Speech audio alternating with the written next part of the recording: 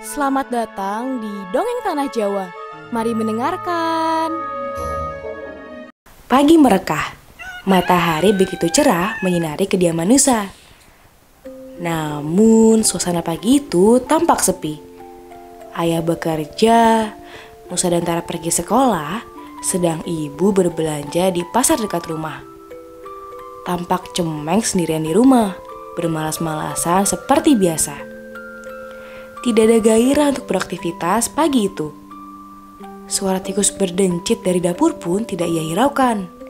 Sepertinya pagi itu ia hanya ingin bermalas-malasan. Sekawanan tikus itu sedang berusaha memanjat meja makan. Sepertinya mereka hendak mengambil biskuit dari meja makan. Kemudian, setelah tikus-tikus itu berhasil menuju puncak meja, mereka mengambil satu persatu biskuit dari meja makan.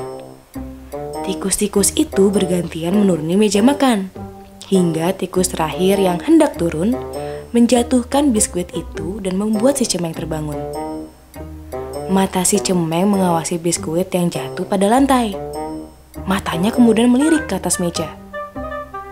Ia mendapati seekor tikus kecil yang gemetar. Kawanan tikus lainnya pun ikut gemetar ketika mendapati Cemeng terbangun dari tidurnya. Mereka pun segera mengamankan diri, lari tunggang langgang menuju lubang di tembok dapur, meninggalkan tikus kecil di atas meja sendirian. Kesabaran Cemeng habis. Perlahan ia membetulkan posisinya. Ia menyiapkan posisi kuda-kuda untuk menerkam tikus kecil di atas meja. Cemeng menghitung mundur dalam hati. 3, 2, 1. Cemeng menjerit dan berlari menerkam tikus kecil itu. Tikus kecil itu melesat melompat dari meja, menuju meja kompor di seberangnya. Sesaat Cemeng nyaris menangkap buntutnya. Cemeng terpeleset dari meja makan, menabrak piring berisi biskuit yang kini berserakan di lantai. Tikus kecil itu terus berlari tergopoh-gopoh menuju jendela dapur yang terbuka saat itu. Ia melompatinya dan kabur melalui jendela tersebut. Cemeng pun langsung mengejar tikus itu, melompati jendela dapur, dan mengamati si tikus kecil yang berlari menuju rumah tak berpenghuni. Cemeng tampak mengendus-endus jalan setapak itu. Ia sepertinya kehilangan jejak. Namun, ia tetap berusaha mencari tikus kecil yang mengusik tidurnya. Ia terus menyusuri jalan setapak yang ditumbuhi lalang. Cemeng masih bisa mencium aroma tubuh si tikus kecil yang sekarang tak jauh dari situ. Dan sampailah ia di halaman rumah tua tak berpenghuni. Bangunan tua yang tak lebih seperti rumah penyihir. Kala itu, Cemeng cukup gentar untuk melanjutkan penyergapannya, melihat kondisi rumah yang cukup menyeramkan. Namun, tiba-tiba terdengar suara seperti orang menggertak dari dalam rumah tua. "Stop! Hentikan langkahmu!" Si Cemeng terperanjat ketika ia melihat si tikus kecil berdiri tegak di atas teras rumah tua itu. Ia tampak begitu gagah dengan sebuah tongkat yang ia pegang. Tongkat yang tak lebih seperti ranting pohon kecil. Namun di ujungnya seperti ada hiasan berupa bintang kuning menyala. Tikus kecil itu tiba-tiba mengarahkan tongkat kepada Cemeng. Dan seketika keluar cahaya kuning dari ujung tongkat. Cemeng pun langsung berteriak. "Miau!" Lalu Cemeng pun pingsan. Si tikus kecil menepuk-nepuk pipi Cemeng, mencoba membangunkannya. "Meng, Cemeng, bangun!" Kelopak mata Cemeng membuka. Ia masih berkunang-kunang. Ia terperanjat, lalu meloncat. Ia kemudian meraba tubuhnya, bingung dengan apa yang baru saja terjadi. Hah? Apa yang baru saja terjadi?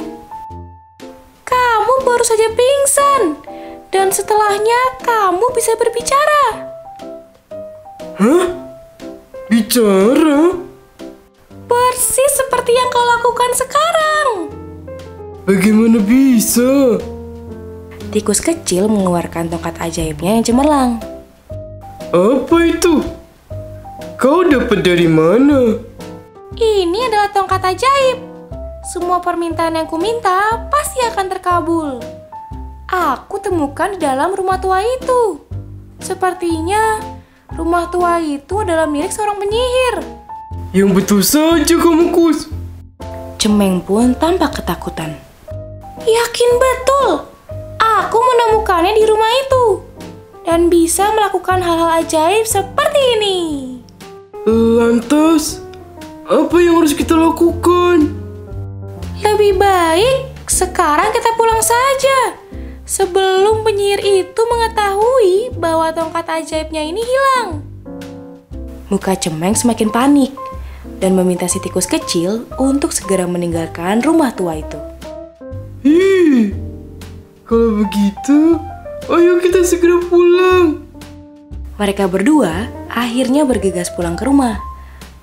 Entah yang dikatakan oleh si tikus kecil itu benar atau tidak, yang jelas si Cemeng benar-benar ketakutan. Nusa dan Tara berjalan pulang menuju rumah. Sesampainya di depan pintu, Tara menghentikan langkahnya. Ada apa, Kak Tara? Kamu mendengarkan suara yang aneh tidak? Nusa mendekatkan telinganya pada pintu rumah. Ia mendengar suara seperti orang tertawa dari dalam rumah. Namun, suara orang itu begitu asing di telinga mereka. Benar, Kak. Suara siapa itu? Apakah ada tamu di rumah? Entahlah. Atau jangan-jangan... Tara akhirnya mendekat ke pintu rumah. Ia sudah siap memegang gagang pintu rumah. Ia meneguhkan hati dan berharap tidak terjadi apa-apa di dalam rumah.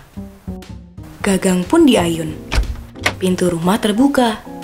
Semua mata terbelalak. Nusa dan Tara tercengang melihat apa yang mereka saksikan di depan mata mereka. Mereka melihat Cemeng dan tikus kecil duduk di sofa menyaksikan televisi dengan sepiring biskuit yang sedang mereka makan. Cemeng dan tikus kecil pun ikut kaget, seperti orang yang tertangkap basah. Apa-apaan ini? Cemeng masih mematung dengan tangan yang masih memegang biskuit separuh. Tenang. Tuan Nona semua, apa yang terjadi tidak seburuk yang kalian bayangkan.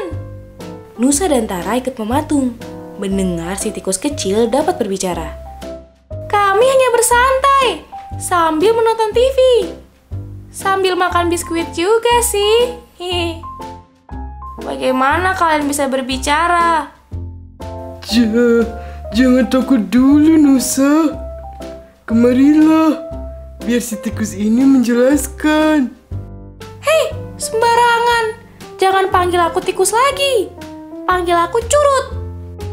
Meski dengan langkah ragu, mereka berdua akhirnya menuruti perkataan Cemeng. Mereka berdua akhirnya duduk di sofa dan mendengarkan penjelasan dari si Curut. Panjang ceritanya. Langsung pada intinya saja ya. Si Curut mengeluarkan tongkat ajaibnya yang cemerlang. Dan mulailah ia menjelaskan pada Nusa dan Tara yang takjub dan sedikit tak menyangka. Aku menemukan tongkat ajaib ini dari rumah tua di seberang rumah itu. Rumah yang konon milik seorang penyihir. Dan tongkat ajaib inilah yang mampu membuat kami bisa berbicara seperti sekarang ini. Jangan bohong kamu. Tuan, keras kepala sekali kamu tidak mau percaya. Oke, sekarang apa permohonanmu? Akan aku kabulkan dengan tongkat ajaib ini. Sebelum Tara hendak mengutarakan permohonannya, tiba-tiba terdengar suara ibu dari luar rumah pulang dari pasar. Ibu pulang. Mereka semua kaget, bingung hendak melakukan apa. Sudah. Kita sembunyikan dulu tongkat ajaib itu. Curut dan Cemeng, kalian bertingkah seperti biasa saja ya. Jangan sampai orang dewasa tahu kalian bisa berbicara. Curut dan Cemeng mengangguk. Mereka bersikap seolah tak terjadi apa-apa. Nusa pun bergegas masuk ke dalam kamar. dan menyembunyikan tongkat ajaib itu. Setelah ibu masuk ke dalam rumah, lalu apa yang akan terjadi ya? Tunggu kelanjutannya di minggu depan ya Javacil. Sampai jumpa. Dadah.